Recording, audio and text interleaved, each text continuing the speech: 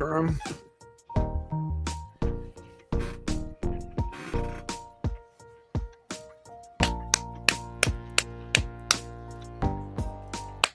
Good morning.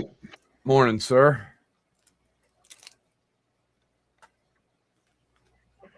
Good morning. How Good was your morning. day And starting how out? are you doing today? Oh, Well, it I'm started out with burning breakfast, oh, not that's never beyond good. consumption, but dark. But the tortillas come out darker than what I like.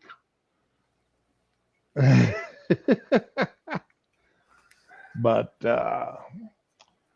and finding that I got a sink full of dishes that I didn't get put away last night because I put up 32 cups of of turkey bone broth yesterday, Wow, that's a lot of broth. and I was up doing dishes. I was up doing dishes until 9:30 last night. So I was so sweaty by the time I got done doing everything. I had to take another shower before going to bed. I simply could not pollute my could not stand going to bed and smelling the way I smelled. Smelling of turkey soup. Oh man, well, not mostly sweat. I was absolutely nasty. My hair was hanging like I'd been already been in the shower, but That's kind of got the it main all reason. up and all. It's kind of the main reason I'm why sorry. I don't like chicken soup unless my wife makes it at home. I cannot eat chicken soup because to me it smells like body odor.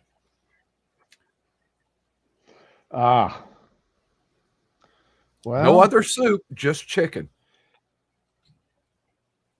I wonder why. What's your wife do? Spray your perfume or something into it? Runs her finger around inside. I don't know. Mm, she's doing something right, evidently. That you can eat it, but now well, half of it's going to go to my daughter-in-law. Out of the three carcasses I had, one of them was theirs. So I do that every year. They save their turkey carcass for me, gives it to me, and then I go ahead and make bone broth out of it. I found Well, a Mr. way that Paul, it's supposed to be able. Hey, Paul, found somebody saying you can do it in a Instapot or a pressure cooker in a third of the time. So I'm gonna have to check that out. Check. I'll try that with some chicken stuff this year before I try to do it with the turkey. But I don't know how much. I can't get that much. I mean, my stock pot holds 18 cups of water. That's why I can get 16 cups of bone broth out of it. My crock pot only holds doesn't hold anywhere near that, or my pressure cooker. So that'll be interesting to see what it turns like. I mean, I go through more turkey stock anyway than I do chicken, sure, but it's better. yeah, it actually is. The bone broth is a lot better coming out of a turkey, and the amount of scrap meat that I get off those carcasses after they've been cooked like that take that scrap meat and the carrots and mix it all together and feed it to my dog. Oh yeah. You know, he absolutely loves it. The carrots and the celery. I don't give him the onion. I give him the carrots and celery, mush them up. Because I mean they're all mush. So put on a pair of rubber gloves and get in there and mush them up, mix it, stir it in with the scrap meat. Then add that to his kibble. He loves it. So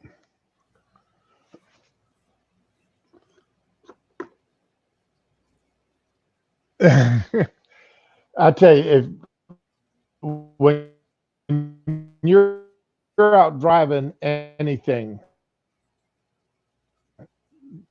helps with the work day, listening to anything. Driver, the only thing worthwhile I found that instantly was NPR. And fortunately, most of the time it was that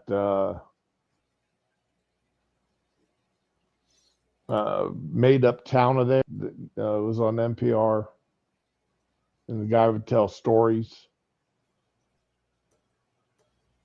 about this town in Minnesota. And it was pretty entertaining. Let's see, NPR show town in Minnesota.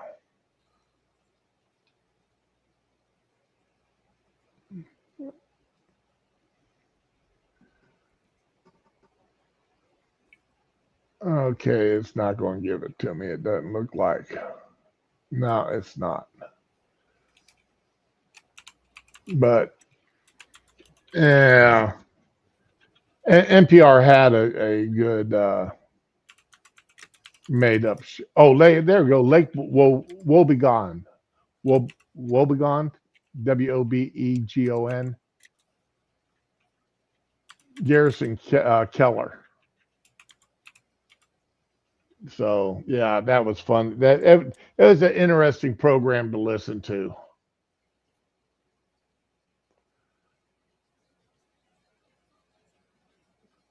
Oh, Wikipedia is still trying to get money from me. I don't care if you've hit time, hit it.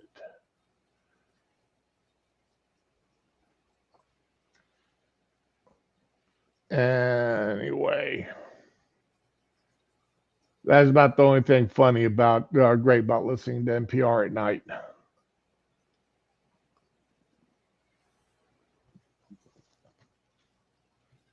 Because no other radio station was because the route I drove, NPR was the only station that covered the entire route.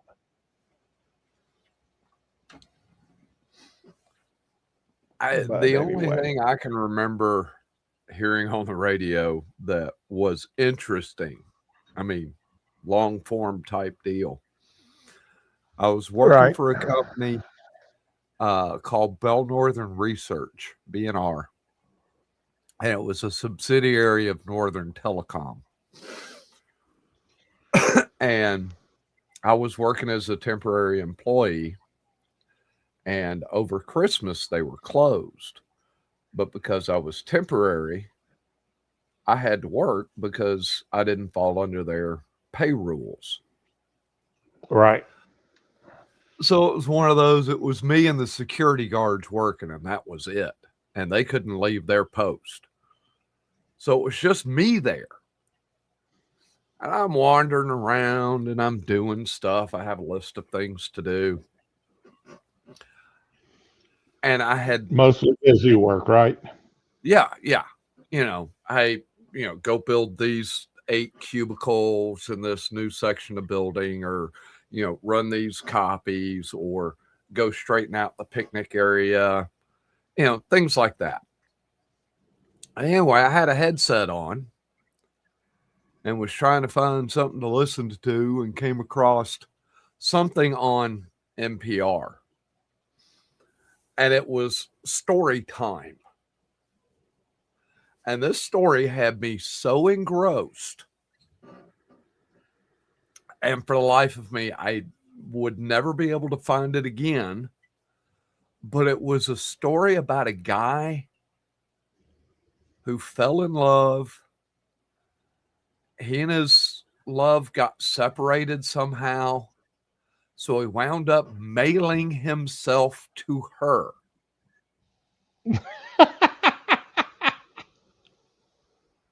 And I wound up being extremely tragic because in the end, when she was opening the box, she was thrilled to get something from her lover. She just went at the box with scissors and whatnot, wound up killing him. Oh no. Yeah, but I mean, it was so engrossing, and that story will stick with me forever, not because it was tragic, just because it was so weird. You know, it was just a turn of events you never would have expected. So I get the NPR thing. You know, it's something busy in the background. I love busy in the background. Right. I listen to Warhammer 40K stuff while I'm playing games. I have no idea what they're talking about. It's just noise in the background. I think that's pretty much me and some of the streams I listen to, while I'm cooking or doing dishes or household chores. That's something else. The wife and I have almost completely swapped roles since I've been forced into retirement Yeah. because she goes out to work. I get up before she does. Now she packs her own lunch at night. But I get up in the morning before she does. When I hear her stumbling around, I make her coffee for her. So when she makes it out to the kitchen, her coffee's ready for her to dump her own poison in. And then dump her own poison into it. I feel you. Yeah, she puts all this strange ass milks, different milks and such into them. And it's like, The only way okay, to I'm drink not even coffee is getting black. involved with that. The only way to drink coffee is black. And she pours all this other stuff in there. So it's like, okay, you want to do it, you do it. You want that stuff in your coffee, you do it yourself. Put it in your cup. I'll fill your cup And, up, but I'm not putting it in there for you. Right. I drink my coffee black. Then like this morning, she wanted blueberry and cinnamon muffins for breakfast. So okay, made her blueberry and cinnamon muffins. Some days she wants an omelet. Okay. Blueberry and cinnamon doesn't sound like they go well together. She wanted a half of a blueberry muffin and a half of a cinnamon muffin.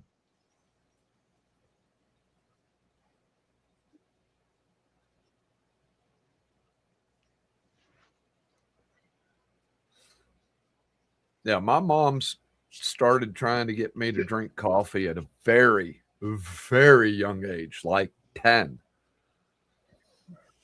And I started drinking coffee when I was 6 years old. I couldn't do it. It was just too bitter for me. I always had to have sugar in it. Well, as I got older, I realized that, I really didn't need the sugar. And I was probably, I don't know, early to mid 20s before I started drinking coffee black.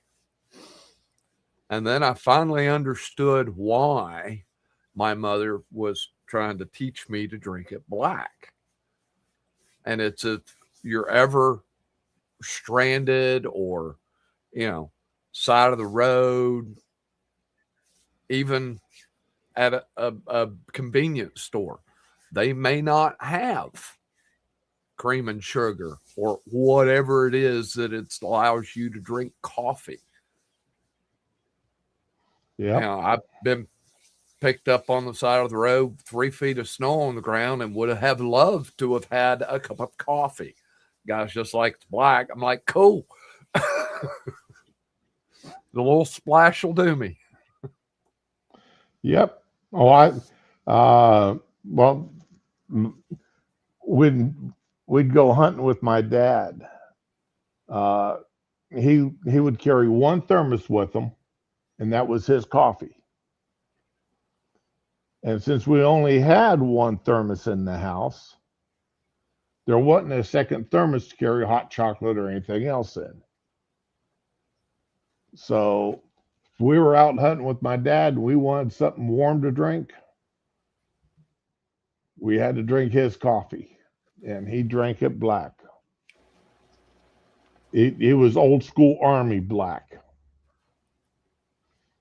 So You almost have to spoon it out to drink it. just about. And that was the coffee I grew up drinking. When we got older and he was working football games, we would, of course, go with him, and then we got into the games free. And there would always be, those people, go up to get coffee from the concession stand, and first of all, junior high kids drinking coffee and then drinking it black.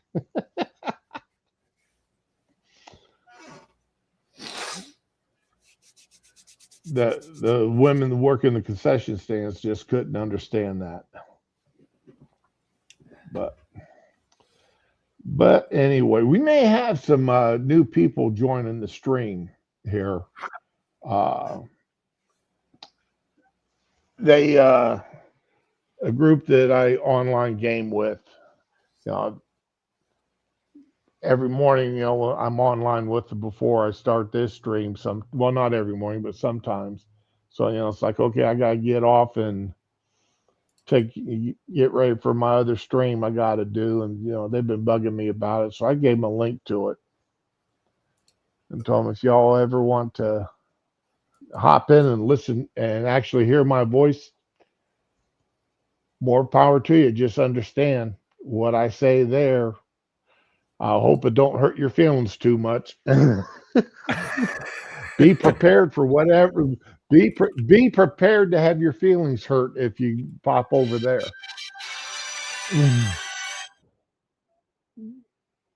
The Star Trek theme? No, that's my phone. Was that Hold on a second. Sound like it was part of the Star Trek theme.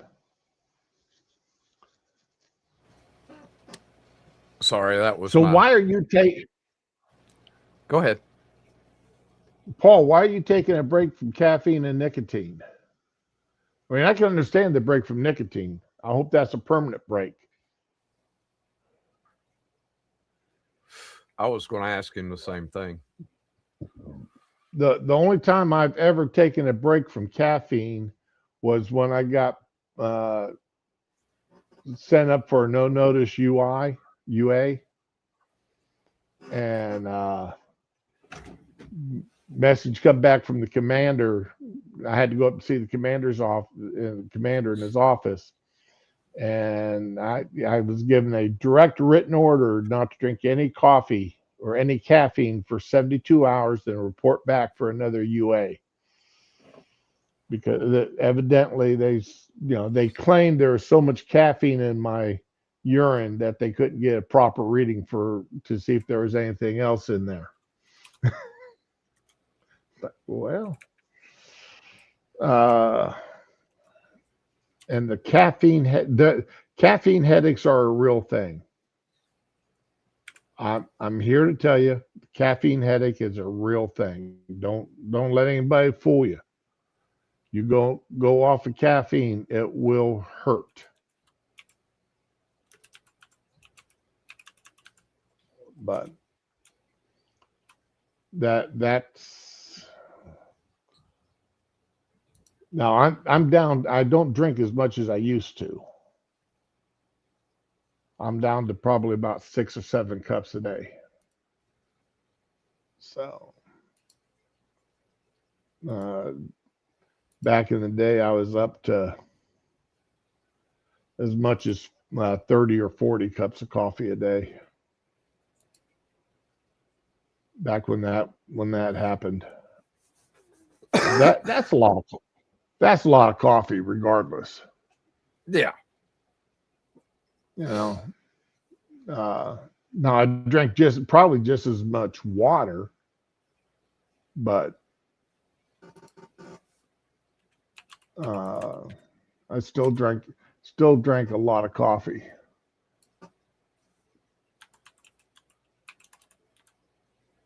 Ah, okay.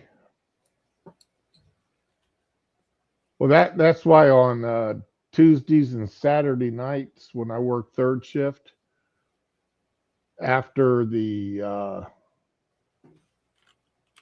72 ounces of coffee is gone, that's where I start drinking the Monster Javas. I drink the cold caffeine drinks. You know, and to hopefully get those to last me from 4 o'clock in the morning till 7:30, well, 7:30, 8 o'clock when I actually get to the house. Last thing I want to do is fall asleep while driving. Man, it's Oh warmed up yeah. today. It's up to 58 degrees. It's warming We're up showing nicely. 50.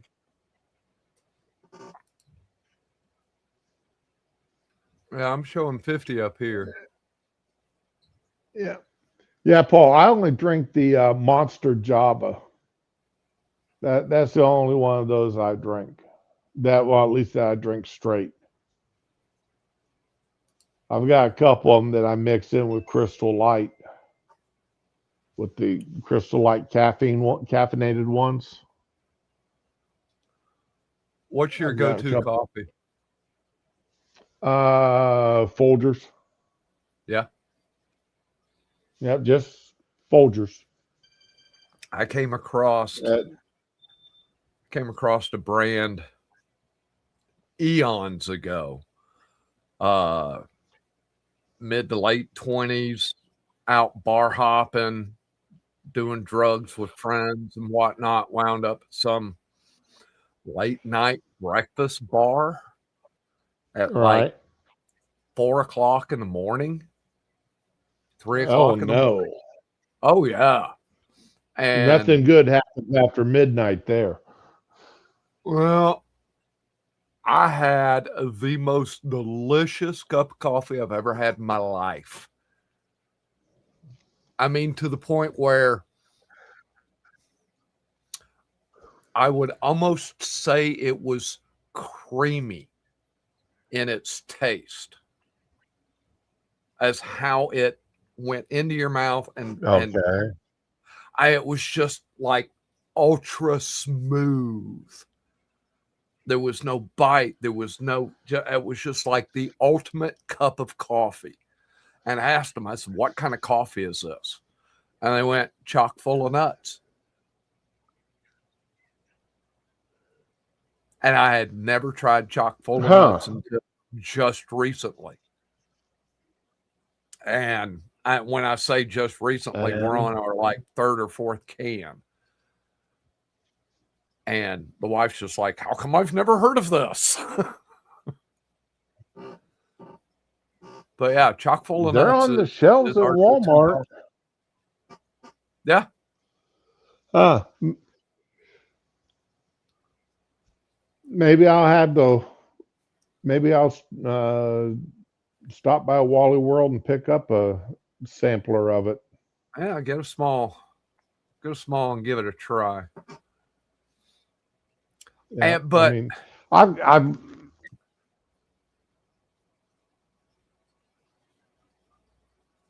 but what?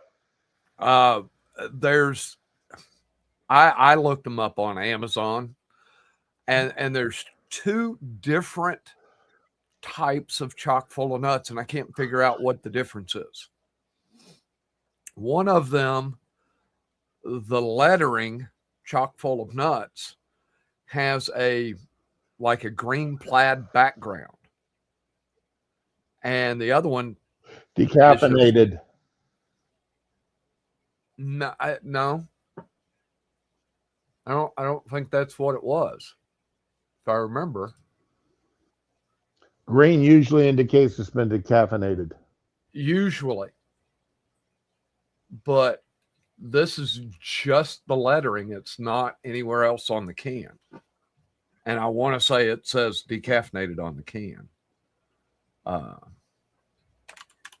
Now I got to look.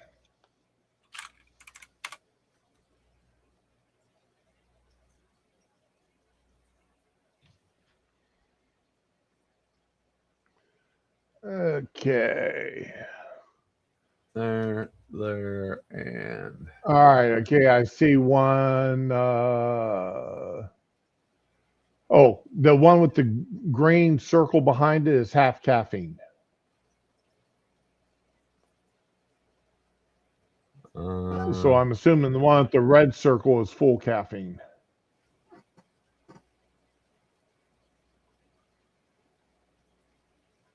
what about the brown? The what? Well, the decaf says decaf, but here, let me throw. Whoops. Where'd it go? There it is. Throw this Where's over the in chat. do they? I know they've got to have a website. There it is.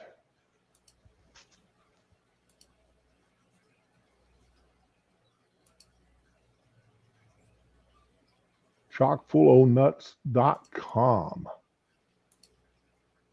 Yeah, I know Chrome isn't my default. Okay.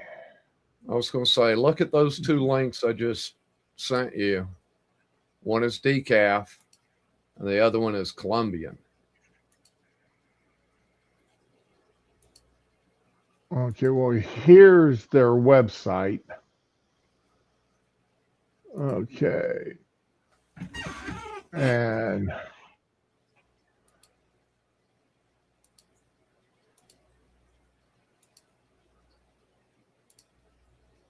okay, you got your medium roast there. Then you Yeah, got your no, I'm talking okay. inside the All right, I letter. see what you're saying. Yeah. Yeah, I'm seeing what you're saying about inside the letters.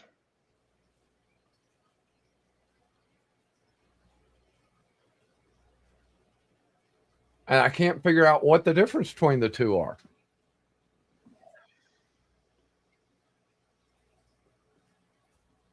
I mean, original has a yellow top, decaf has a green top, Colombian has a brown top.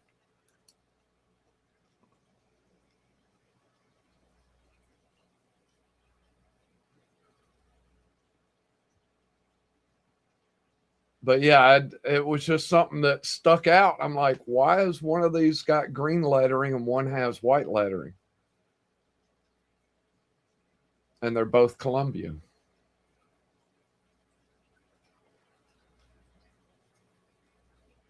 Rich, full flavored Colombian indulgence. Full flavored indulgence.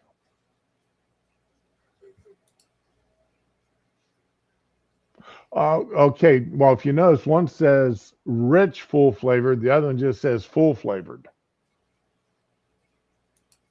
in the circle.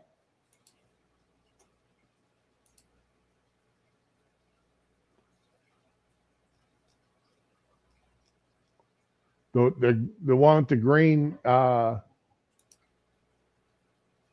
Okay.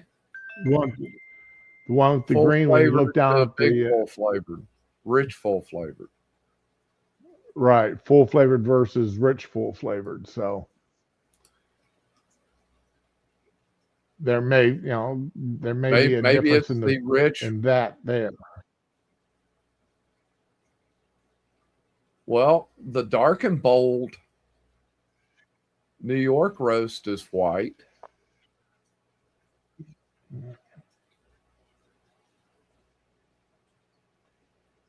It says So dark and okay, bold. I'm looking at the their website there. You got the, let's see, heavenly 1/2 caffeine heavenly original, full flavored, dark bold flavored. Oh, New York roast.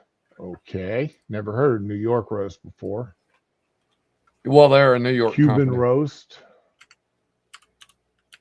Oh, okay. Donut shop.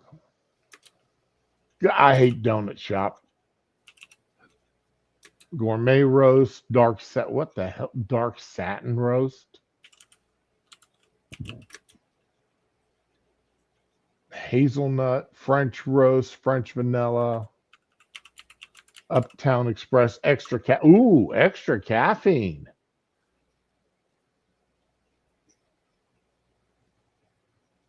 That sounds interesting. Uptown Express.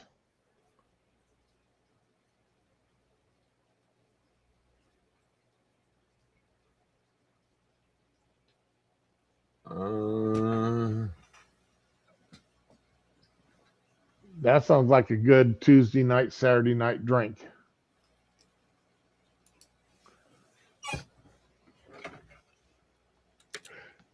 I can use all the caffeine I can get my little paws on those days.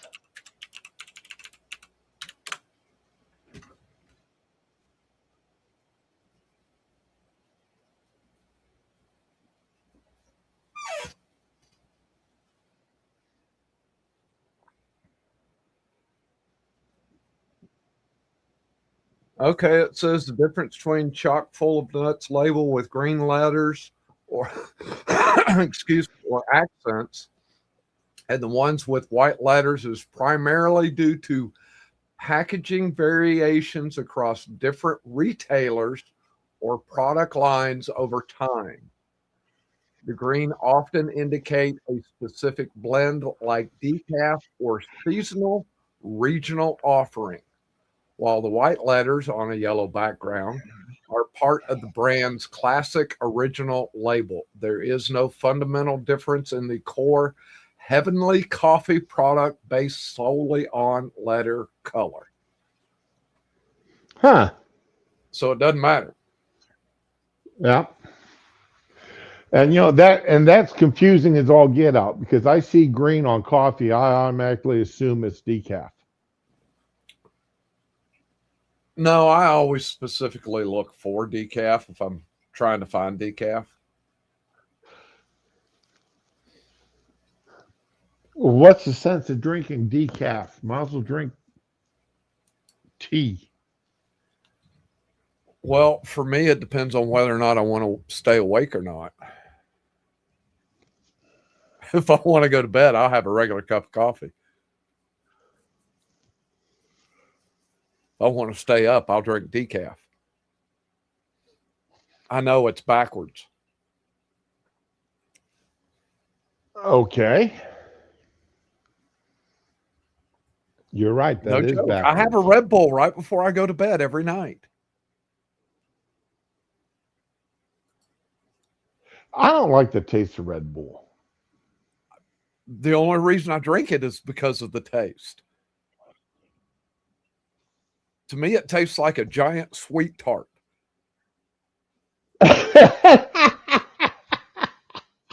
You remember those giant sweet tarts we got as a kid? They were in a 2-pack. There was usually a Yes. pink one and a blue one.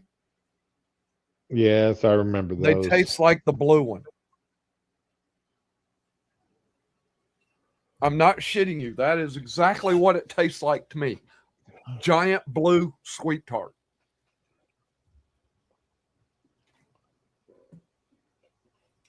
It's a hill I will die on as I Okay. open another one. Let's see. I've had 4 cups of coffee since uh, 4 o'clock this morning, so I'm pretty much done with coffee for the day. Now No, I I'm gotta on my. go to the. Go ahead. I just I've got to go to the wife's Christmas party at noon. Then I Is got it at the Nakakomi wife. Plaza? No, it's Darn where it! she works. I was hoping for something exciting tonight. Nah, nothing exciting for me. Go to her Christmas party at noon, and then my office Christmas parties at 2. So, Yeah, those one-story Christmas parties, man, they don't have any action. well, I don't know if I'm going to go to. I don't know if I'm going to go to ours or not. Um, I've got one of the women there pissed off at me, so she's so pissed at me she won't even talk to me, which is fine. As long as she leaves me good notes, as long as she puts everything in the notes that she's supposed to tell me, then I'll be okay with it. I I've actually reached that point in life where if you don't want to talk to me, it doesn't hurt my feelings whatsoever. This one less woman or one less person I gotta listen to.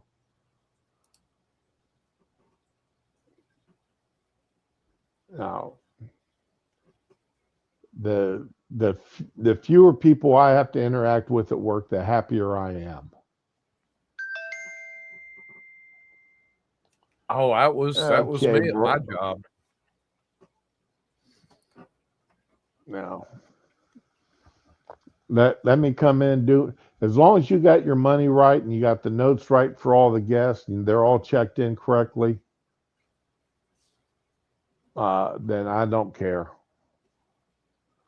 But the owner has gotten pretty ticked off about the cops using our place as a meet and greet, and apply silver bracelets.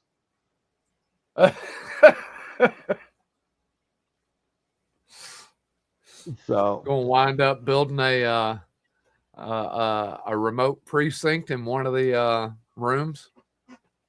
well, that they've been coming up and asking for a smoking room now every weekend. And then next thing we know, they're arresting people out in the parking lot. So, and I mean, Nice to know you're on the look, good side of town there, Shroom. I mean, and it's not that. I mean, what the boss is mad about is, we've got to send housekeepers in the next day to clean the bathrooms, replace the duvets on the beds, and and sweep and mop the place, and we're not getting paid for the room. We're paying the housekeepers to go down there and clean the rooms, but we're not making anything off of it. No, I get you. So, and if it's just a once in a while type thing, that's fine. But it's been every Friday and Saturday for the past month. So he's like, well, lock that room on Saturday and give him the same room Saturday night that you gave him Friday night. And don't bother cleaning it until that Yeah. night Don't after don't at don't the end of the weekend. don't bother cleaning it until Sunday morning. Right. I mean, if they're going to be there 2 nights. And Yeah. you would think after a month, you would think that the local transients would realize that That ain't a cool place. Well, it's not transients, it's hookers. Well, you know what I'm saying. Yeah. It's hookers and a couple of drug dealers they've busted there so far. But then they busted the hookers with drugs too. So Well, one rarely goes without the other. yeah, and that's true. And from what I understand, it's always been cocaine. No marijuana that they can claim as personal use. It's always been cocaine. So Is Florida a legal state? unfortunately, Okay. I didn't, because like Georgia and South Carolina, I think are both still medicinal. well, that's what it is. It's I'm pretty certain it's medicinal. Okay, it's not recreational. Okay. No, I don't believe it's recreational. But that doesn't stop a dozen or No. so pot shops from popping up all over the place. You know, uh, if one company's come in and bought up all the bicycle shops they could get their hands on and turned them into pot shops. We used to have about a dozen different bicycle shops, which was nice because it was nice for us for people buying bicycles because they competed with each other, and you could go from one to another and usually find the same bike and get a better deal at one of the places. But not anymore. Now we're down to like two or three bicycle shops. So the competition just isn't there anymore. Which is an absolute shame. Now, when you're saying bicycle shops, you're talking rental bicycles or just bicycle shops in general? Bicycle shops, not rentals. Okay. It's amazing how many we have up here. And Alexander's popped in and I didn't greet him. I'm sorry about that, Alexander. I work at the airport, the junkie and homeless tend to flock there for shelter from the cold. Yeah. Yeah, I can see that. Subways, bus terminals, train terminals. Our airport's so far out in the woods, it's not fun. The speed limit to the airport is 65. 2-lane highway, where one lane going each direction rather, and the speed limit's 65. That's until you get close to the airport, then it drops down to 30. It does one of these things that I really think should be legal. Goes from 65 to 55 to 45 to 35 within a quarter mile. You can't even coast down from 65 to 35 in that space, that length, in that distance.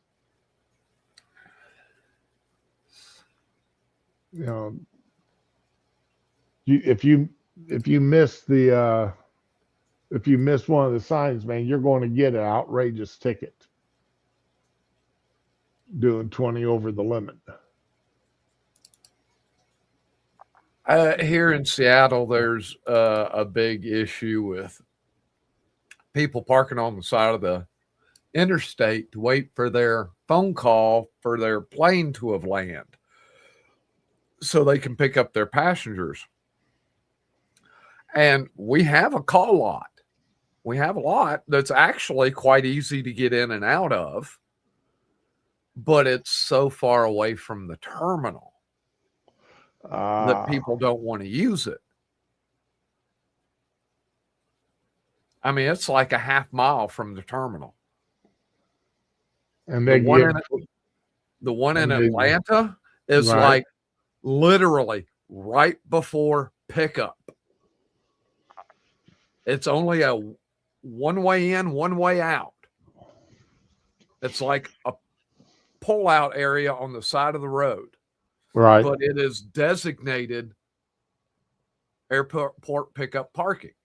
And it's perfect because you just pull in, you get the phone call, you pull out, you're right there. In Greenville, their call lot is on, technically it's on the other side of the parking area, but they have huge signs out that show arrivals in the parking lot. Oh, nice. And by a big sign, I'm talking, 50-foot wide. A giant sign so the whole parking lot can read it. And being that Greenville is so small, I mean, it's tiny. But yeah, they have your plane's landed, and you can sit there and literally go 1001, 1002, Yeah. count to like a minute, and then drive up and pick your passenger up. That's how long it takes at Greenville. That's if they don't have any luggage to wait on at the carousel for. Well, for the most part, they get the luggage to the carousels pretty quick. My last trip down there, it took them like 25 minutes to get the luggage off. And they only have 3 carousels. The last time I flew coming back, I ended up having to go up and have a conversation with the airport supervisor. Because, I mean, when I travel with my guns. TSA approved. I follow the TSA rules 100% when I'm traveling. And it took them over an hour to get me my suitcase back. And their lame ass excuse was we didn't have anybody to escort it from the aircraft to the carousel. Excuse me? Every other piece of luggage came off that jet with no problem. And every time I've flown before, I've never had a problem. Oh yeah, my brother just decided to leave his gun up here, or a gun up here. That way he didn't have to travel with one. Alexander, yeah, I before I fly, I pull up the latest and greatest rules on what's required for flying, for taking my guns with me. And I've even, since the one gun I travel with the most is my Glock, I just go ahead and disassemble it. And that makes it, I've gotten thanked for that. But, oh yeah, 100% I follow the TSA rules because 1, I don't want to lose my gun. 2, I don't want to get banned from flying. And 3, I find that life always goes better when you follow the rules. It's if you don't like the rules, there is the way to argue the rules without getting yourself in a whole heck of a lot of trouble.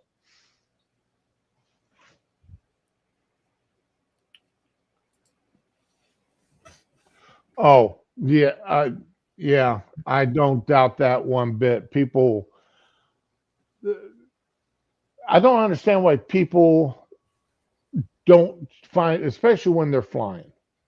They know flying it's not what it was prior to 2001. 9/11 changed flying forever in the United States. And it's been long enough ago. People ought to be well versed in the fact that you've got rules you have to follow. Now, am I happy they just got around saying you don't have to take your shoes off anymore? Yeah, I'm happy about that. I hated taking off my shoes, but that's beside the point. Uh, but everything else, I mean, you followed when my sister flew down here. I was on the TSA saying, okay, website, what can go in her suitcase and what can't go in her suitcase. What can she put in her purse and what does she have to put in her suitcase? you know, it's all, oh, you're not checking any baggage and you can't take your fingernail clippers with you. Then they turned around, they had to check her bags anyway because the plane she was on was too small for the her for carry-on luggage. If you had anything bigger than a school lunchbox, they didn't have a spot for it. I'm serious. Her carry-on luggage was small, and they took it from her at the plane, and then they gave it back to her as soon as they landed. I mean, she didn't have to go through the carousel thing. But on any normal aircraft, it would be, carry-on luggage put up in the overhead bins.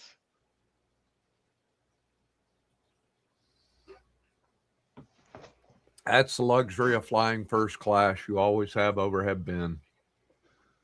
So, well, not on these planes. Well, these planes don't have a technical first class. It's business class. The rule about taking off shoes is a double-edged sword, but I pray no. Yeah, you're right about that, but and unfortunately, that's gotten so much publicity that somebody's going to take advantage of it sooner or later. Well, it's amazing how much stuff gets by security. Oh yeah. And I'm not saying that as a dig at security. It's just there's so many things to look for that so many things can look like something else, and you just kind of go, oh, okay, yeah. I mean, there's always going to be human error. Always. Yep.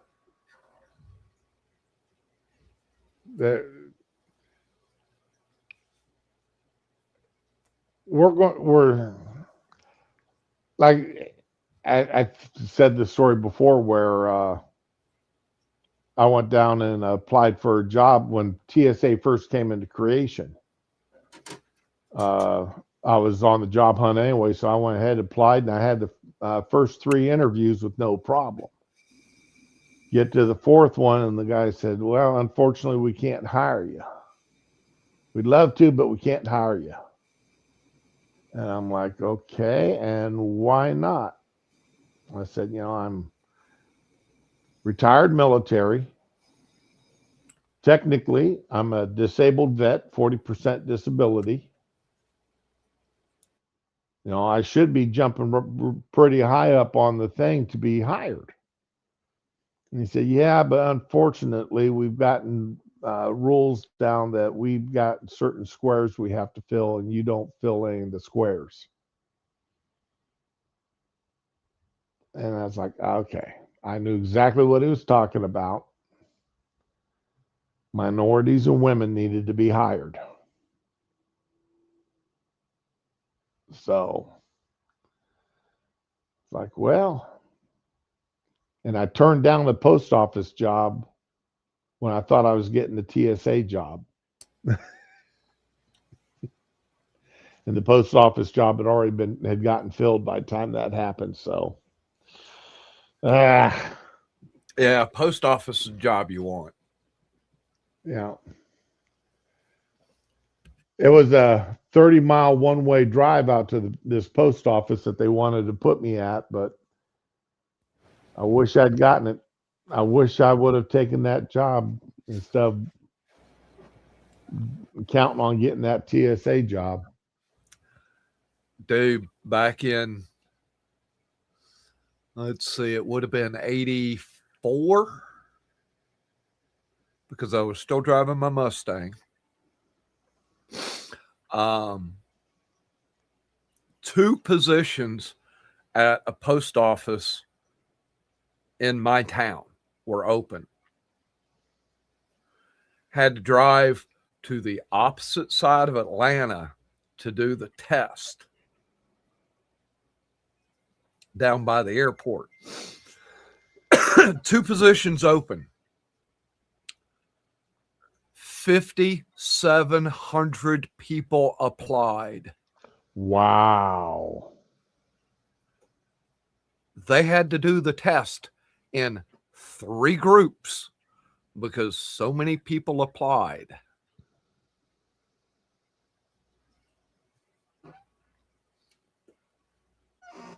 And it's the only test I've ever taken where they gave you the answers 2 weeks in advance so you could study. Huh. They didn't give us the answers in advance. We just showed up. They gave us all the answers. And the thing of it is when they make their selection, they start with military. Well, first they take the top 1% of all applicants. Right. Then they start with military, Eagle Scouts, and people that had government positions before. And then they look at everybody else. Eagle Scouts. Military, Eagle Scouts, government people. That how did they get into Eagle Scouts? It's one of those that shows commitment. True. You've only got 7 years to do it. You've only got 7 years to get your Eagle. That's true. And less than 1% of all Boy Scouts get their Eagle. That's true. Every person that's walked on the moon has been an Eagle Scout.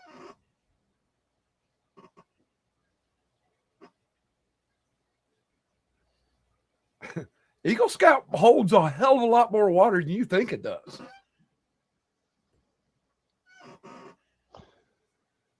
Well, Eagle Scout used to mean a heck of a lot more than what it does now, though. To me, it has not diminished. Oh, well, to me it has. Well, Boy Scouting in general is diminished. Well, yeah, but if I see an Eagle Scout application and I see a non-Eagle Scout application and they're both equally qualified, I'm taking the Eagle Scout every time. Every fucking time. Because it showed drive, determination, commitment at a very young age. Back before you knew what commitment was. I know I didn't get my Eagle. Well, I didn't get mine either. Because my troop folded just as I was turning in my package. Yeah. So, my dad did. My brother did. No, I didn't. I'm too fucking lazy. I mean, I got my brother. I got my OA Brotherhood. I got my OA Vigil. But I didn't get my Eagle. So, and OA was an interesting group to get into. Yeah. That's for non-scouters. That's Order of the Arrow. And you have to be elected in. Yep. By other peers. By other OA members. And then that tap out at the scout camp. First night tap out. And then that 24 hours of silence. Oh, I did 24 hours of silence with an injury. I had stitches in my hand. I had like 15 stitches, Yeah. and it was raining. And we were out in the woods trying to find a place to sleep. And all of my bandages had gotten wet. And of course, you're out there with nothing. Yeah. So I had to go and find a leader, and then had to try and explain what I needed by not talking. And they're like, no, you can talk. And I'm like, no, I can't. This is what this is about. I have to do this. Yeah. I had an ear infection during mine. It's just like, no, these are the rules and I'm abiding by them. I am not going to speak. This is unbandage it, bandage. You could see it was already wet and starting to, Yeah. how a wound gets when it gets wet. It starts to change color. It gets a little paler, swells Puffy. a little bit. Yeah, puffy. Yeah. Started doing that. I'm just like, fix, wrap up, plastic bag, Yep. tape, Yeah. string, something. Paul, Boy Scouting when you got into the Order of the Arrow, when you got into Leadership Corps.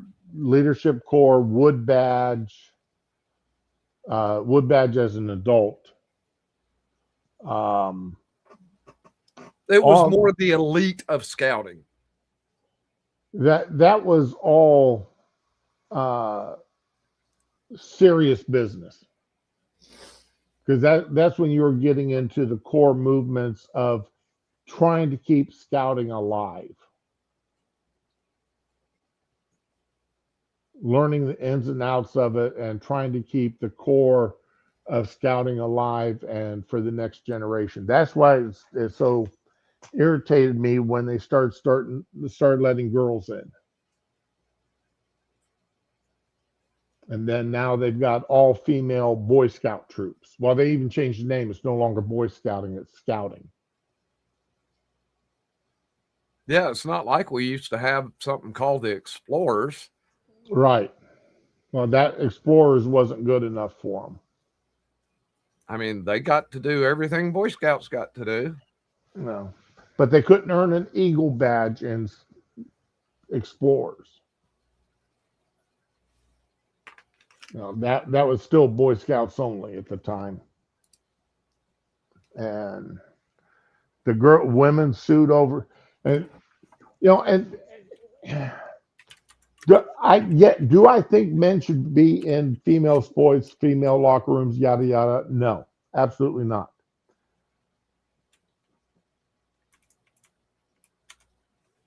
But I think it's just as wrong that women have sued their way into Boy Scouts and male areas. Ah, Sued their way into getting into the high school football team or the college football team. No, apparently an Explorer can get Eagle, but really. only if they were a Life Scout in BSA before they transferred to Explorer. It's the only way they could get an Eagle as an Explorer.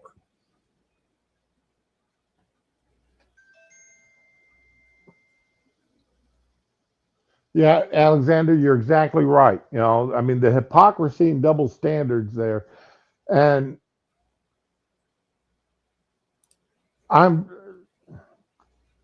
that's why when they start first, I quit scouting, period, even as an adult, when they the first all female Boy Scout group was formed.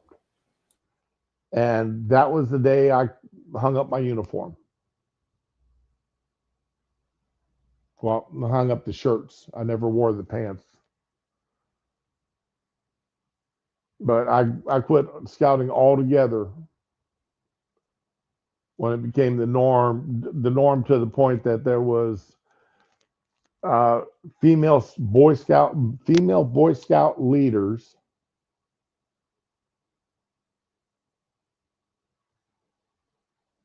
and all female groups. And it's like, nah, I can't have anything to do with this anymore. It's no longer what I joined, what I grew up with, what I spent 30 years of my life. Well, let's see. I got into Cub Scouts when I was 8. So I was 30 some, so 20 some odd years of my life involved in scouting in one way, shape, and or form. I no, I just couldn't do it anymore when they started letting women take over. Hell, I had the girl I was dating in Germany. She was a bodybuilder, and I wanted her to show. She was the only bodybuilder that I knew, and I wanted her to show some of our boys the proper techniques for lifting. And I got told I couldn't do it because I couldn't let her do it. I'd have to find a male bodybuilder, weightlifter to do it.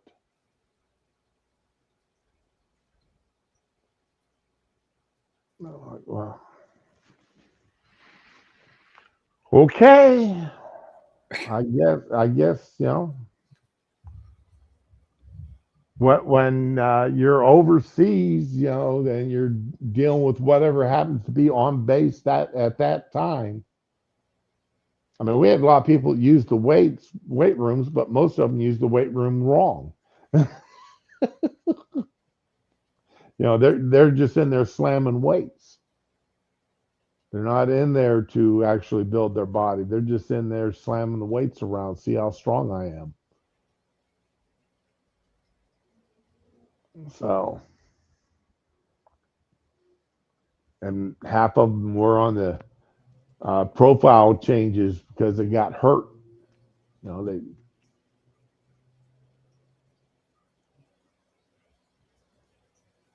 Oh, you can definitely screw yourself up in a weight room. Oh yeah. Oh yeah. They've got Girl Scouts, and heaven forbid a boy try to join the Girl Scouts. Not going to happen. Yeah, well, there's always the joke about going to eat a brownie. Hey, are y'all's TV stations pushing hard this women of women of excellence or whatever with some trip in Nashville next month for national competition? Best woman in the country type thing.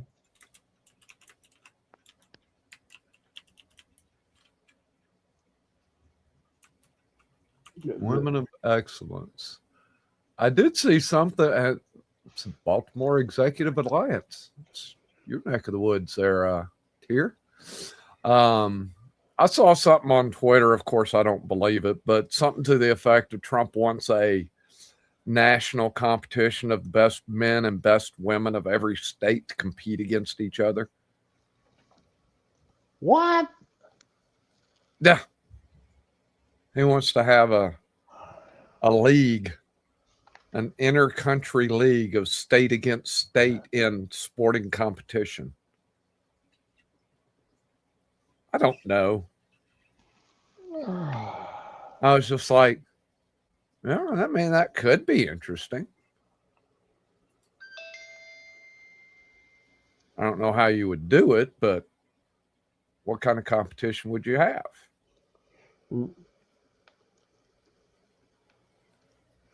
It had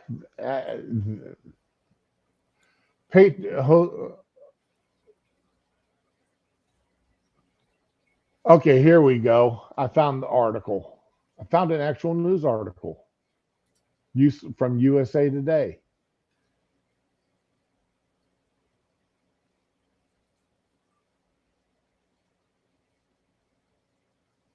Okay. Yeah, something like that, Tier. Our own personal country's Olympic Games. Yeah, Patriot Game. Well, top. All right. Trump to It could be create high Patriot schoolers. Games for top high school athletes. Yeah. All right. High school athletes from each state will face off against each other in a 4-day competition that critics are comparing to the fictional Hunger Games. Well, I could see All where right. that draw could be made. Trump is calling the event this here's to part of a series of events is that his administration is hosting to celebrate the country's 250th birthday in 2026. Trump is calling the event the Patriot Games. Competition will feature one young man, one young woman from each state and territory, and is scheduled to take place next fall. But I promise there'll be no men playing in women's sports. You're not going to see that. You'll see everything but that. The Democrats mocked Trump on social media, comparing the athletic event to the Hunger Games, a dystopian book and movie series,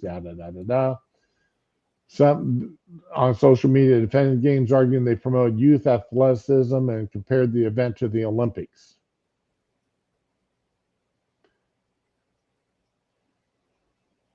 Losers get kicked out of the country.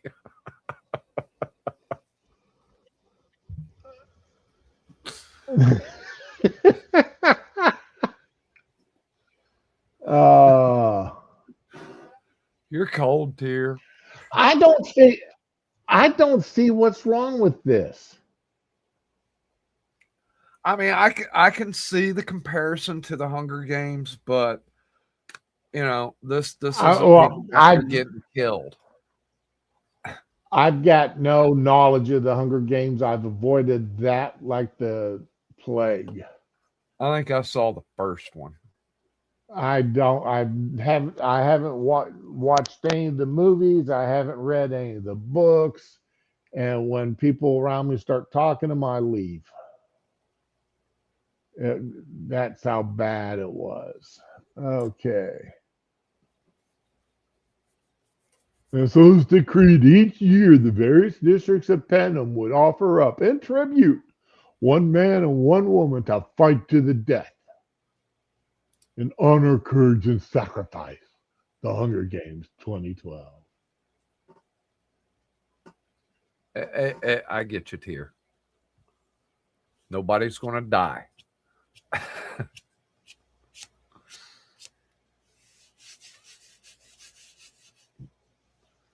People aren't supposed to die in the Olympics. They're not expected to die here.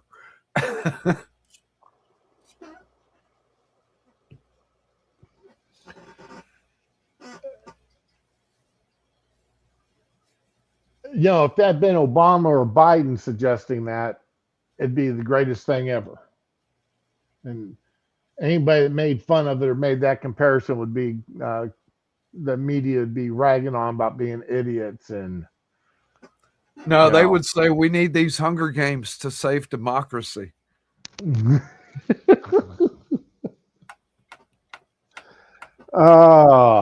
Lord, I don't know how everything we do has to save democracy. How is democracy in that much jeopardy of 47,000 things we have to do to save it? I'm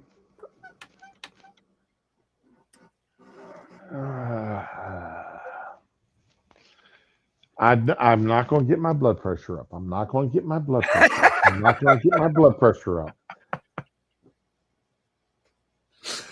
I'm going to relax so I can be pleasant at these Christmas parties. I'm going to relax so I can be pleasant at these Christmas parties. I love my job. I love my job. I love my job. I'm not going to get wound up. I'm not going to get wound up. Let's see. What else is on Twitter?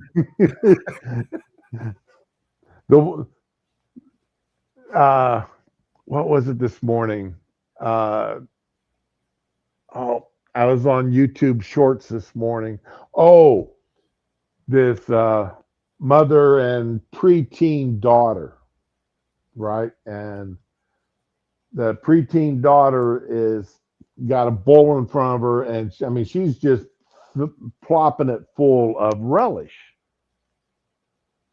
And the mom is sitting there. Mom's recording the daughter doing this, and mom goes, "Well, what are you doing? What I mean, what's all this you're doing right now?" And the daughter looked at her and said, "Will you please shut the f up? I'm going to show you a magic trick." And I looked at the wife, and I said, "What would have happened to our son if he would have said that to you?" And she Before goes, the K was pronounced, would have been slapped. "Well, I would have slapped his mouth." I said, "And what would have happened to him when you told me that he said that to you?" She said, "I would have waited until he was not home and then told you about it so you'd have a chance to cool off before you got to him."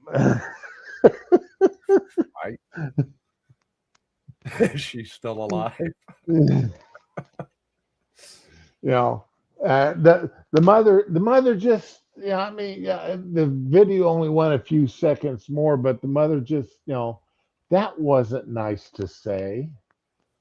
I'm like, how can you have that reaction to your daughter, talking to you like that and using that language? But that's this new gentle parenting that they do out there. Oh my, there wouldn't have been enough of me left over for my father to handle. Morning, Neil. Morning, Hey, Dana. Neil. Dana, what you up to?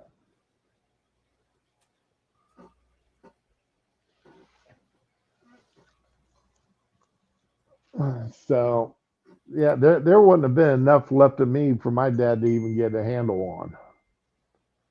'Cause I know there'd been a half a bar of Ivory soap shoved down my throat. Y'all had That Ivory, we had Dial.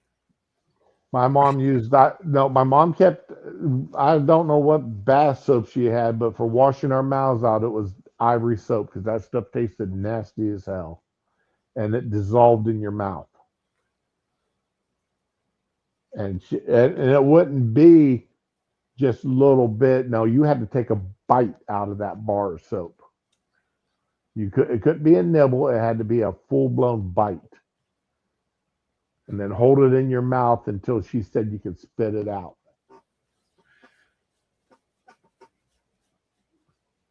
What are you Everyone, trying to say there, Data?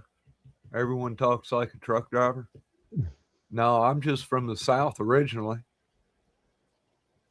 And I talk to people in the South and my accent gets worse. I'm from Ohio. Grew up on a working farm, and I taught. And for some reason, the uh, there's a lady that puts out videos from Appalachia, and I have no problem understanding every word she says. I I can, and I understand every reference she makes.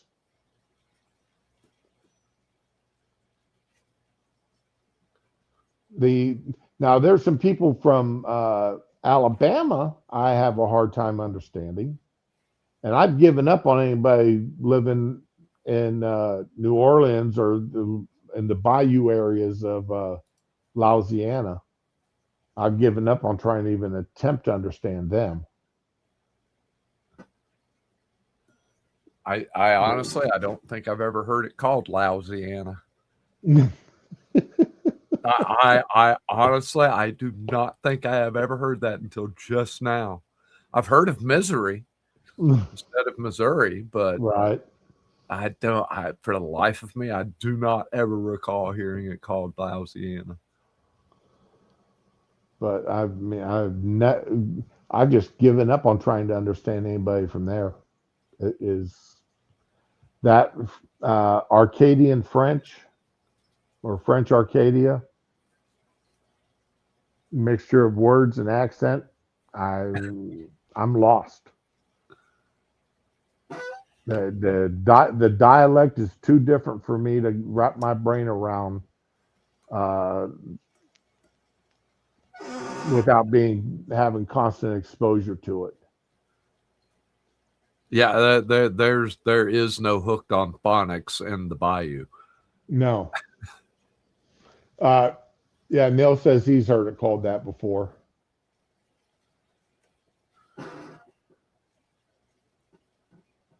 So, but yeah, it's a classless society. I do not want to live in a classless society.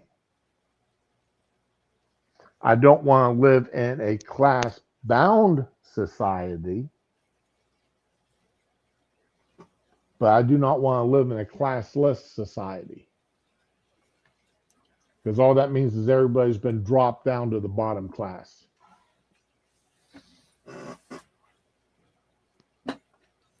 But then there really and truly is no such thing as a classless society because you're always going to have the uh, Burgermeister. Wife and I watched that Santa Claus movie the other night. Burgermeister. Yes. You're always going to have that guy and everybody else, and then you'll have their soldiers, and then you got everybody else. So you're always going to have classes. Well, it's just the vast majority of the people are going to be in that bottom class with the soldiers between you and the top guys. I saw the classless society not so much as the haves and the haves nots, as opposed to the Hicks and non-Hicks, about having personal class, demeanor, presentation, as opposed to just being a Hick. That's what I saw as classless. Ah, okay. But that's just me. Right. No, as in poor taste and as in class. Right. Okay. Well, since we were even talking about scouting here, I mean, scouting is a prime example of a classed society. Everybody you've got to show class when you're in scouting. But there are also classes within scouting.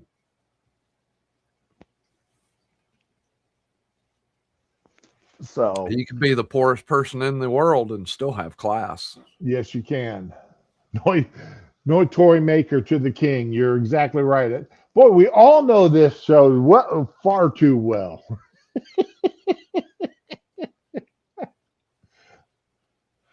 And I thought it was funny. They had the Burgermeister Meisterburger there was with his his Aryan accent, but the soldiers had British accents. I don't think I ever noticed that. Yeah, next time you watch it, listen to a soldier that he talks to. He's got a British accent. As opposed to a Germanic accent. Right. Huh. Well, it's little things like that you see that that's what I love about movies, is trying to find all the little subtle things.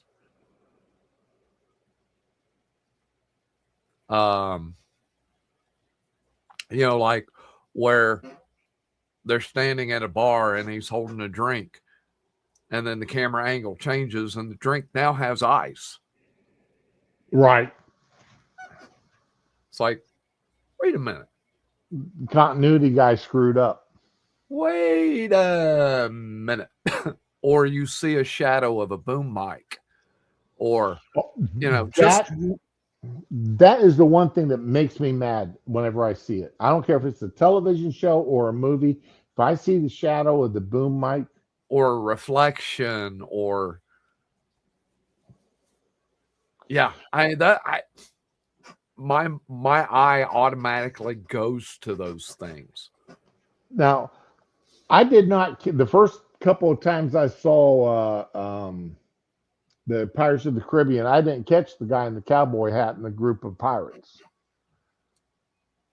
Yeah, I didn't catch that until somebody pointed it out to me, and then I saw the movie stills with it. So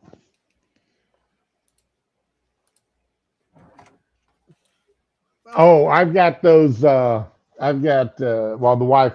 I bought them for the wife. Decorative hand towels, kitchen towels.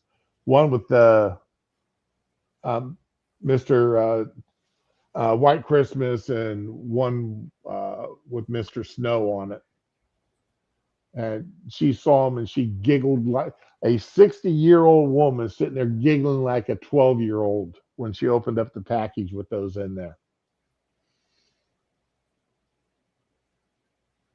She just absolutely loves that. Now, and it's like, hey, if I can make you happy with towels with $5 towels simply because they got a Christmas design on them like that. Hey, I'm all for spending that $10.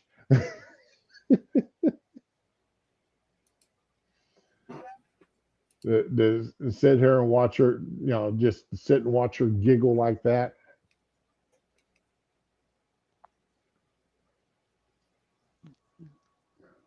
She is Christmas is her year, her time of year. She's got those big storage containers with the wheels on them.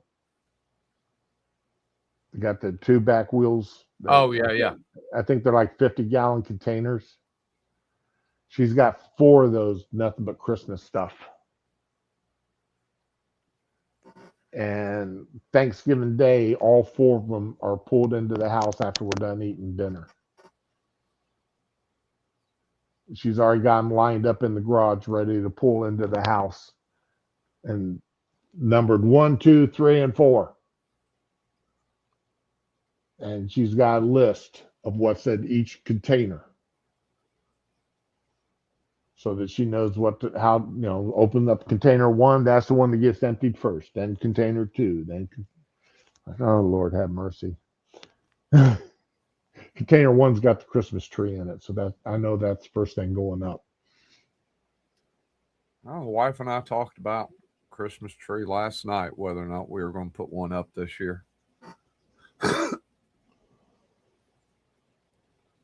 Bought 2 Bitcoin miners.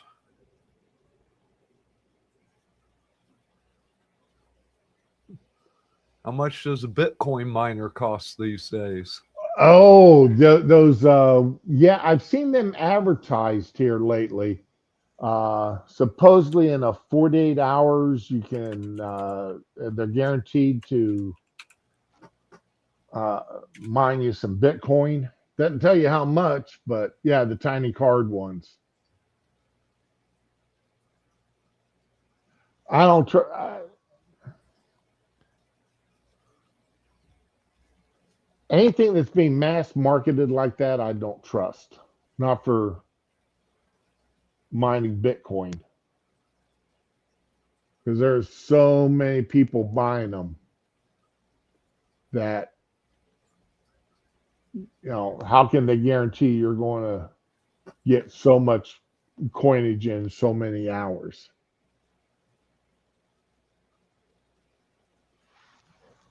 But now I will admit I screwed up when Bitcoin first came out. I had an opportunity to get in very early in that, but I didn't do it.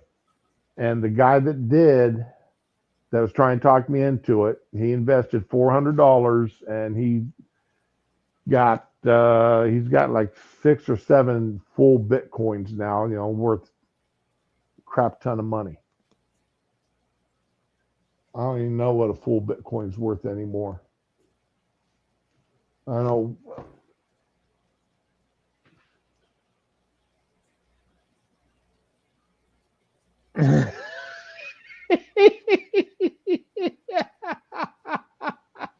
Alexander, you're hilarious.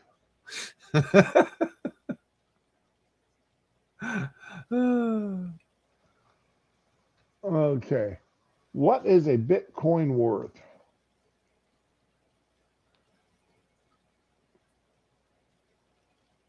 I mean, $40, I suppose, it's 800 or $88,788.10.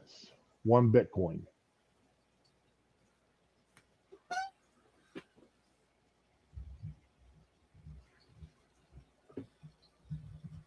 $88,000 for a coin. And this guy's got 4 of them last I heard. So that's a nice little chunk of change. Yeah, that's not a data saying it's 120.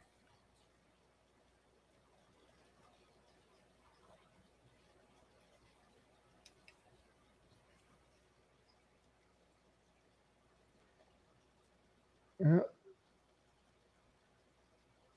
There it is.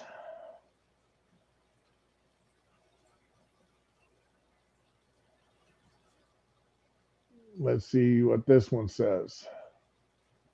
Yeah. Coin Market Cap says it's 88,000. Yeah, a couple of months ago, back before the end of August, it looks like it was up there around 120. Boy, this side here shows the fluctuation in it. Yeah, that's what I'm saying. Back right before the beginning of October, it was up there around 120, but that's a huge drop, 60,000. Now, this Bitcoin or this coin market cap, look up here in the upper left-hand corner. You can actually see it fluctuating second by second. Oh, well, yeah. I mean, you can do that with stocks. I can do that with my stocks, which I have stopped doing. My mother used to do it every day, or at least my wife said my mom used to check stocks every day, and it would drive her up the wall. Well, when I first got mine and got access and able to look at them and whatnot, yeah, I checked them like every 2 or 3 days, and that was driving me up the wall. Now I check it once a month, only if I get something from my advisor. Right. Otherwise, I just let it do what it's supposed to do.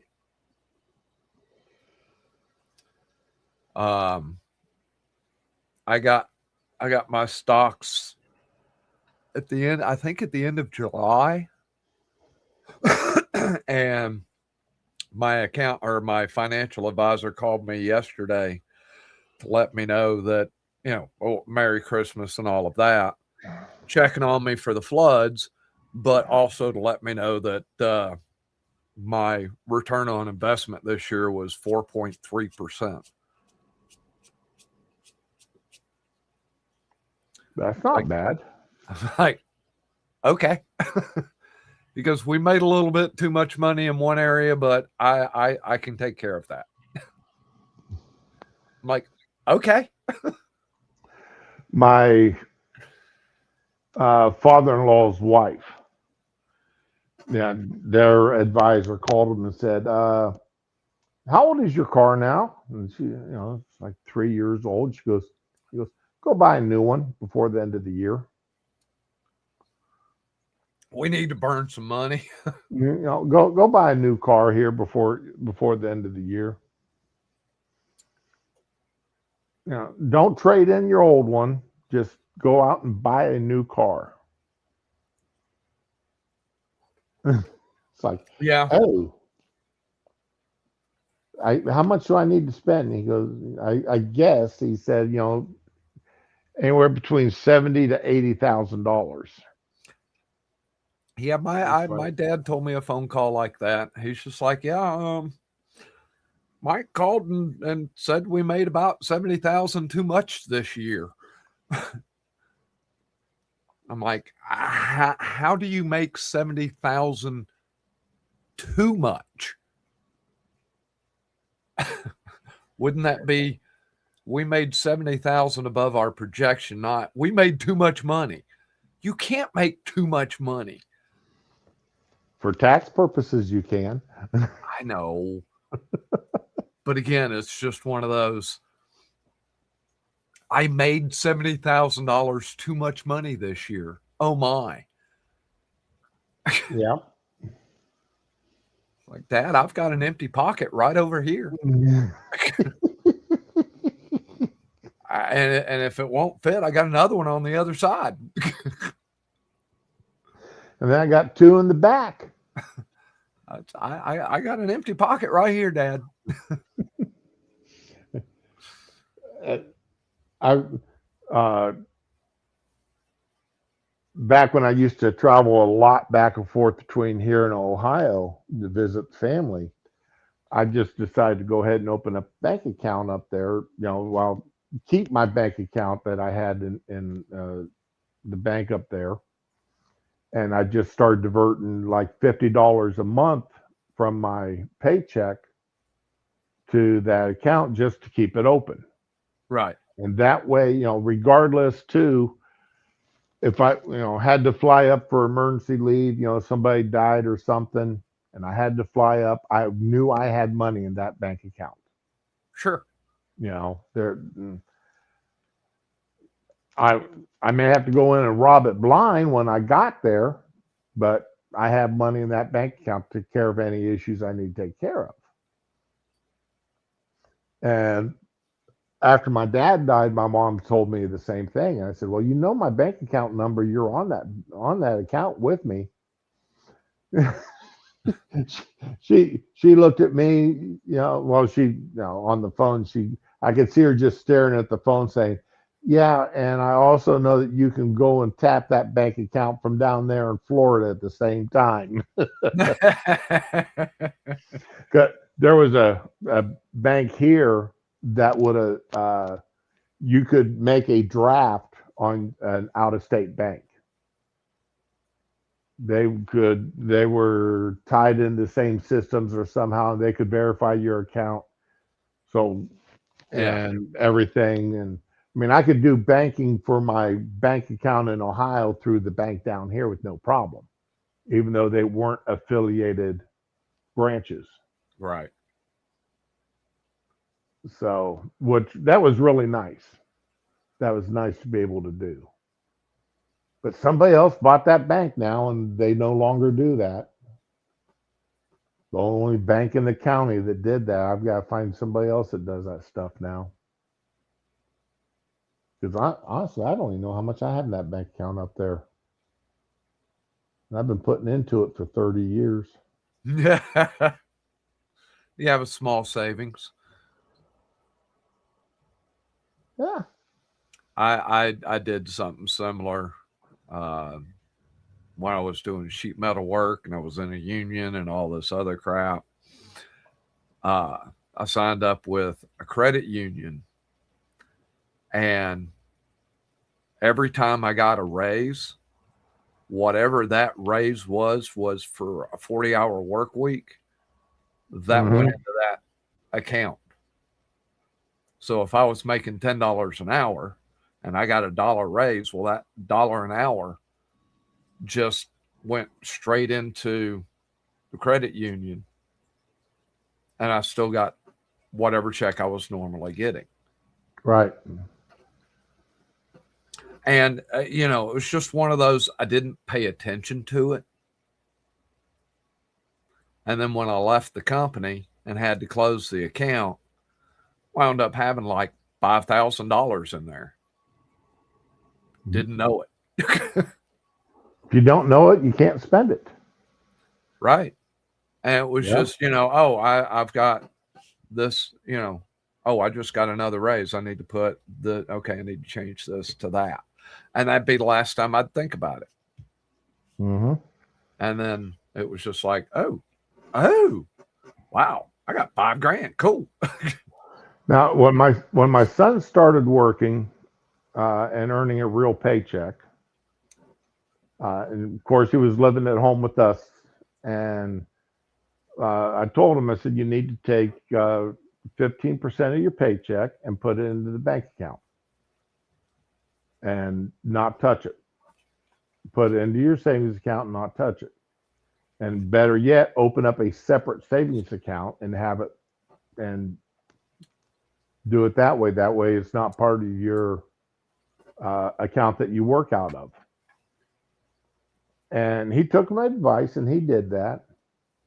Then when he got married, then he had to move out and get an apartment and everything. And in the 3 years that he'd been doing that prior to getting married and everything else, he had about 15 grand in that bank account. And that really helped him out when they got married and had to find an apartment and buy furniture and all that other good stuff.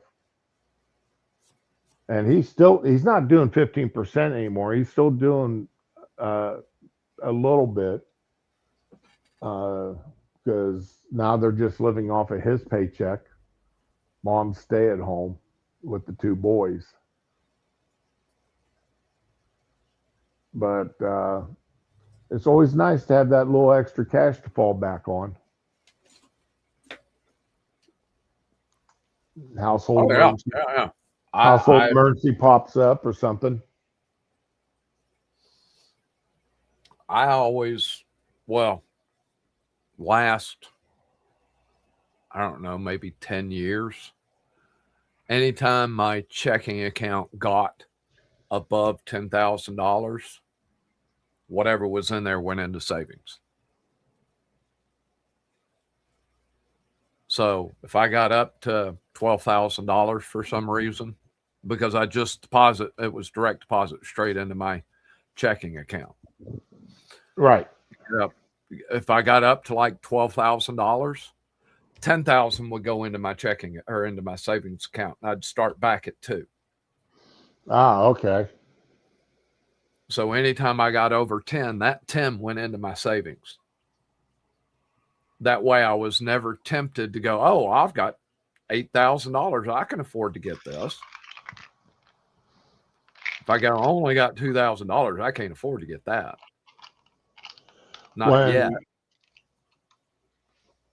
When I quit smoking, I was spending $20 a week on cigarettes when I quit smoking. So let me go ahead and bank that $20 a week. And did that for a little while, and I was like, I wasted that much money buying cigarettes that I burned in front of my face every day. It was amazing how fast that $20 a week added up. Yeah, I feel you. At some point I'll go, this is way too much. Oh yeah, Neil. Like I said, my last carton of cigarettes cost me less than $20 with tax. So, and that was a carton of Marlboro Lights, Marlboro Light 100s. I quit smoking the Reds when I left Germany. I don't think I've ever paid that much. Well, see, I could get a carton of Marlboro Reds in Germany for $4. Yeah. Oh, yeah. Back then, yeah. Okay, and if I could get a carton of the carton. Then, a pack of cigarettes was only 65 cents, 80 cents, $1. Well, see, I was buying in the commissary, and so we Well, didn't yeah, pay no, tax. no, I get that, but And pack of I could cigarettes nowadays is like $7. no try fit $10 to $15 a pack now. I don't know. I buy them by the carton, so I mean, I can Oh, break it down that way. Yeah, they're about a lot. yeah. But yeah, they well, it depends on where you live too. You know what kind of sin tax they've thrown on your cigarettes. In Georgia, they're about, I want to say they're right at $100, and up here in Seattle, they're about 140 carton. So $14, $10 down in Georgia. Okay, Because let's you don't see. get carton breaks anymore. You used to. Yeah, the average price in the United States is $8, with ranging from 6.11 in Missouri to 11.96 in New York.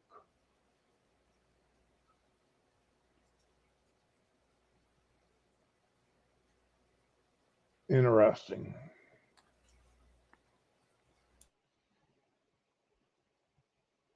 Uh, I'm glad I quit when I did, but then I quit when my son started.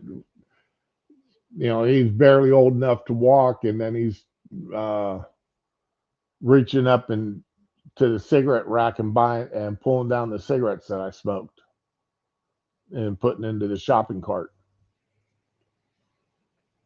And it's like, yeah, okay, this is getting bad when a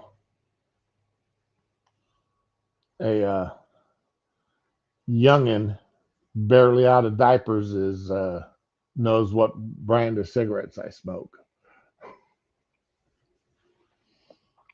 Absolutely ridiculous. So, and the thing, like, you know, everybody says they feel so much better after they quit smoking. I really didn't. I agree, Neil. No, the Seattle EU. Ew.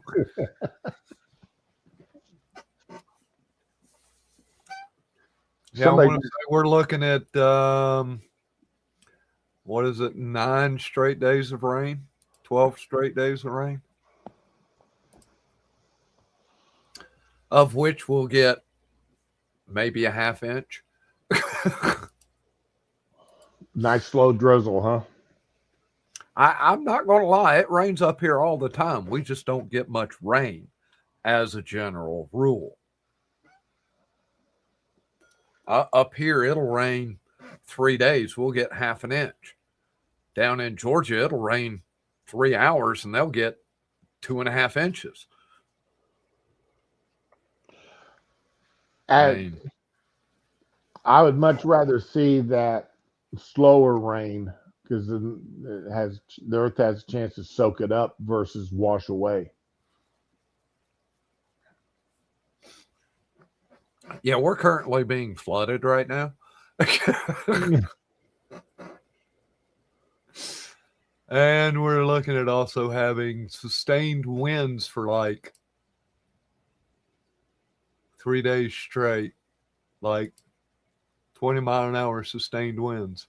Oh, in other words, no flight line maintenance can be performed. Let's see, starting at about 11 o'clock today, 21, 22, 23, 21, 22, 24, 20, 20, 20, 20, 20, 20, 20, all the way through Monday night. We used to love lightning within 10, and well, depending on what was going on exactly, lightning within 10 or winds over 20, because either one of them would shut down flight line maintenance Yeah. and be okay. We get to go and sit down and take a break for a little while. Like rain accumulation between now and we'll say midnight Saturday night, 0.03, 0.02, 0.05, 0.08. So we're going to get maybe a quarter of an inch of rain. 2/10 over the next roughly 36 hours. 2/10. Can you even call that rain?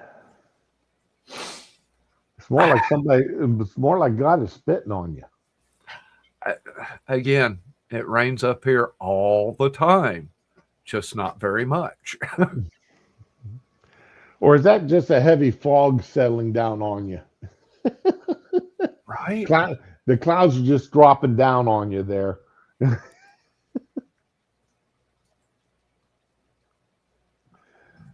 Got yourself a heavy fog. Low clouds. Mm. I mean, that's going to equate to 3 inches, 2.6, 3.3, 3.8, 3.6, 3.7, and 2.6 inches of snow. So 2, 5, 8, 9, 10, 13, 16, 19, about 22 inches over the next 36 hours at the pass, of which is currently closed and probably will be for the next 2 or 3 months. Snow? No, road damage from the floods. Oh. The resort is closed. You cannot get. There are 3 roads that go across Washington from the west side to the east side. One is closed like at the end of September, and it's not open until like the end of June because of snow. The other 2, Highway 2 and I-90, are the only other 2 routes. Both sides. Wait a second. I'm confused here. Y'all have a road that's only open 3 months out of the year. Yes. Maybe 4. And it's one of 3 ways to get across the mountains.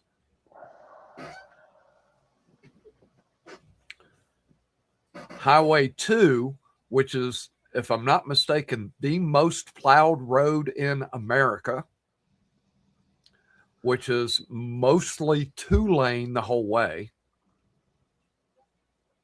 And then you have I-90, which is an actual interstate. Well, we had the floods, which damaged both sides of Highway 2, the west side and the east side, because there's rivers that flow along it on both sides. I-90, which is further south, Highway 2 is in the middle of the state. I-90, which is a little bit further south, it was also damaged due to floods, but it was also damaged when a truck ran into a bridge and collapsed the bridge. Damn truckers. So we've got 3 ways across the state. 2 of them are down. 1 of them is damaged. We're screwed. And that's the only 3 ways to get across the state. Yes. Otherwise, you have to go down to Portland.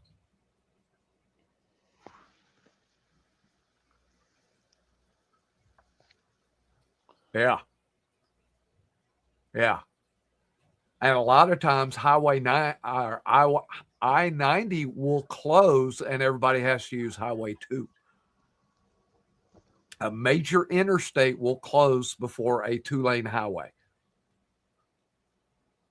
And it's at a lower elevation by like almost 1,000 feet.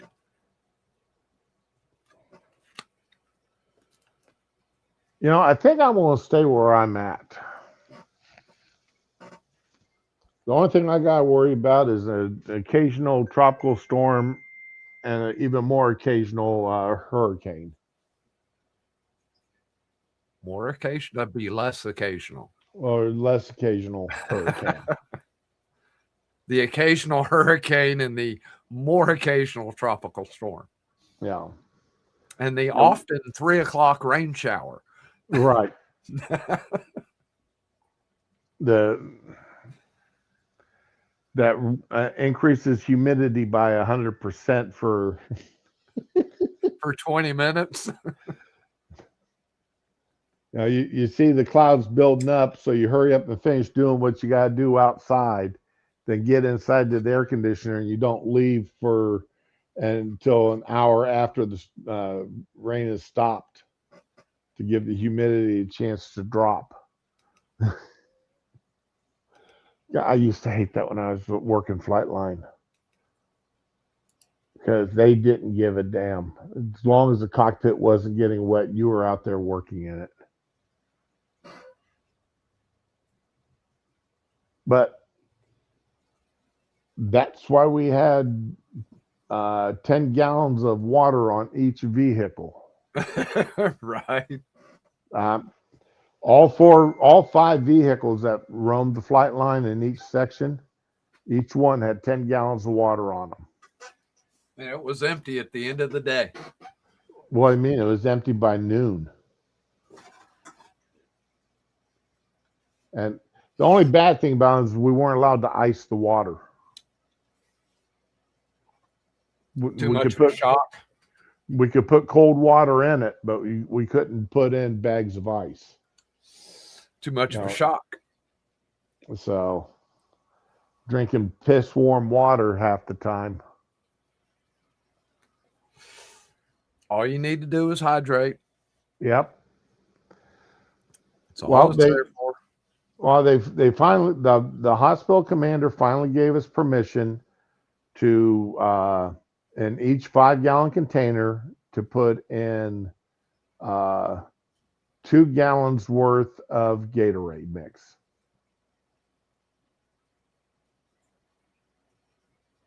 However much Gatorade it called for 2 gallons, we could put that into a 5-gallon container. It's got electrolytes. It's what plants crave.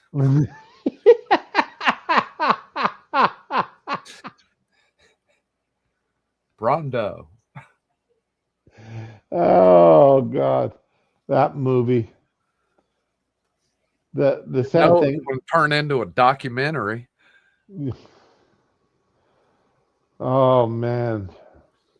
Well, it makes it more entertaining with all of the Starbucks that are up here in Seattle. We ain't got time for Starbucks.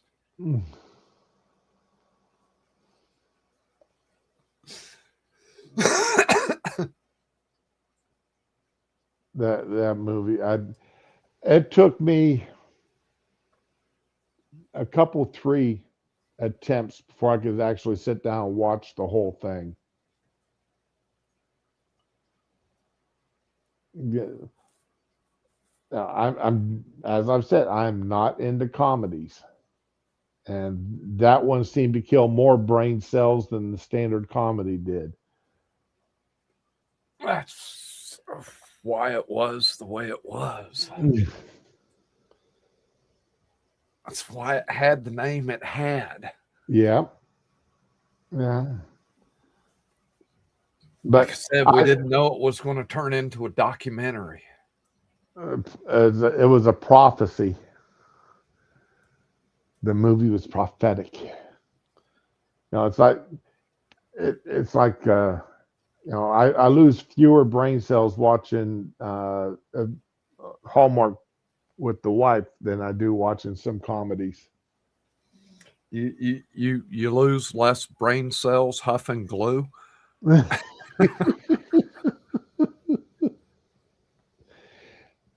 Now, that is something I never did. I never wanted to experience that. Now, I'm not saying I've never gotten high, But every time I've gotten looped, it's been on prescribed medications taken as prescribed.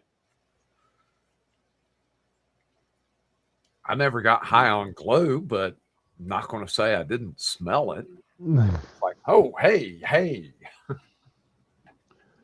I Yes, idiocracy. used to put together when I was in my teens, I was into modeling. And I used a lot of modeler's glue. And that stuff back in the day was potent. Oh yeah, I could see how people would huff that. Yeah, I could. that Wasn't stuff. for me, but I could see how people would get off on that. I just thought it stank, so I always opened up a window in the whatever room I was working in. I just thought it stank too much. I didn't realize people got high from it. So Oh, there's a bunch of chemicals like that. they're growing up a naive farm boy, didn't know what was what. Yeah, when you're the bookworm farm boy, spent most of my time, and my sister still laughs about it. Remind me having my nose stuck in the sci-fi books all the time when I was a kid. Asimov, Heinlein, Clark, the guys who today are they are the greats. The pillars, yeah. Yep, the pillars of modern sci-fi. But I can't read a lot of this modern sci-fi. I can't. It's missing the wonder of. For me, it's missing the wonder. Yeah. Of what sci-fi was. You're not going to find an iRobot. With the R. Danielle Steele. You have to take into consideration, to some extent, that it is only a sign of the times. It's what you were raised on. It's what you know best. And anything other than that seems alien. No pun intended. Right. People of Shakespeare's time thought that was the greatest thing ever, and nothing could ever top it.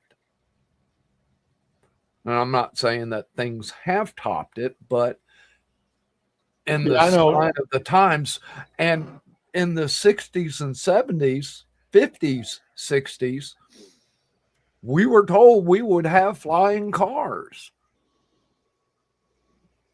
We're still a little disappointed with that. Yeah, well, there are flying cars out there, but our grandchildren and their grandchildren will look back and go, the literature of their time was the greatest of all time. Right. And technology will have advanced that the thought processes will have advanced in creativity. Actually, I think it's going to go the other way with AI generating so much of the written stuff. You're going to see more and more AI written books, more and more AI written scripts.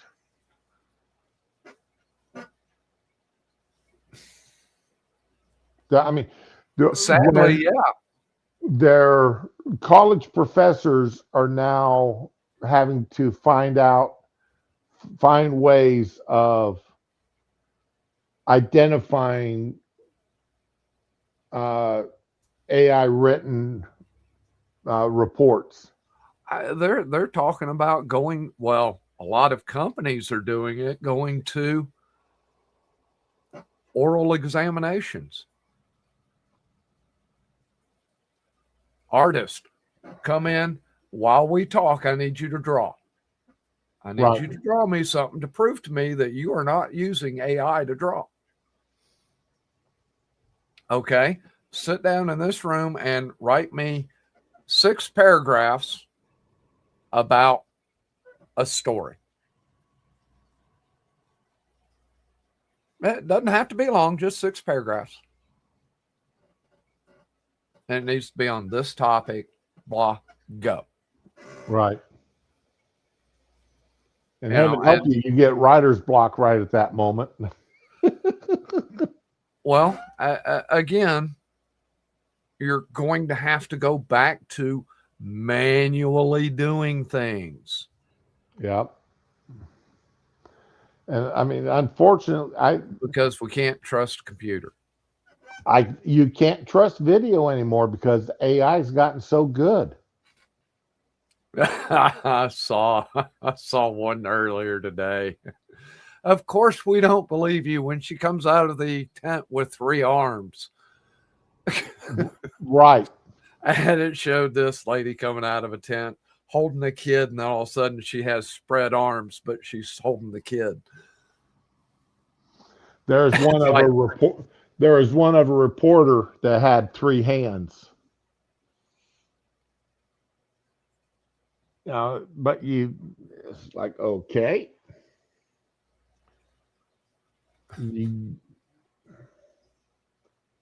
So, it used to be, a picture was worth 1,000 words. Well, then, you could, digital photography kicked in. Well, you can't trust photographs anymore, but we can trust video and audio, recorded video with audio. Well, you can't do that anymore either.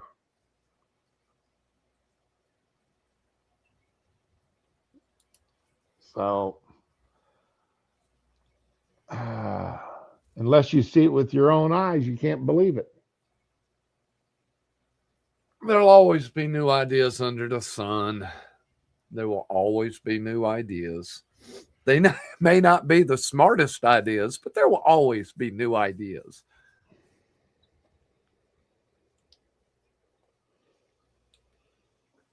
It's going to suck for digital artists and modelers who can't hand draw.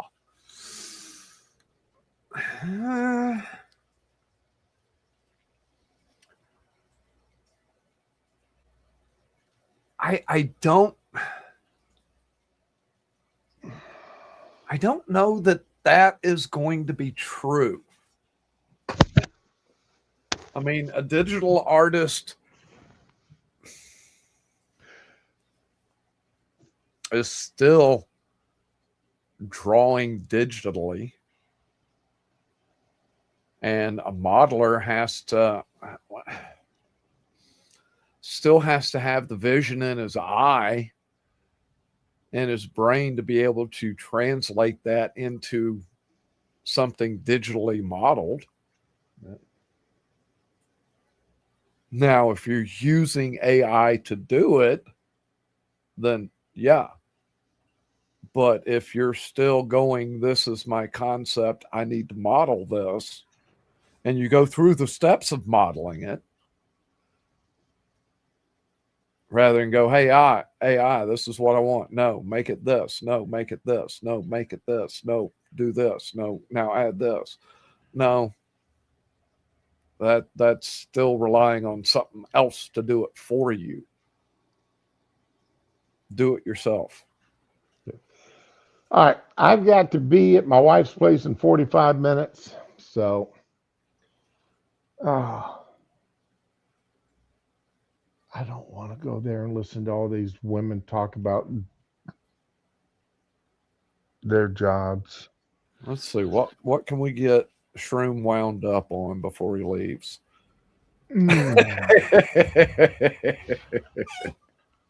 I may mix a painkiller with a shot of Jack Daniels. There you go.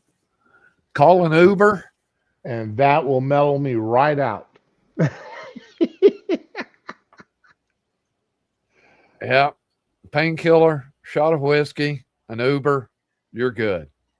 I'll just call the wife, tell her she needs to come pick me up. Oh, there you go. Anyway, thanks, guys. Y'all, everybody have a good weekend. Try to stay out of trouble. We really do. This AI conversation is one, though, that needs to be taken more in depth Sure. and a lot more serious. You know, I mean, we can still have fun with it, but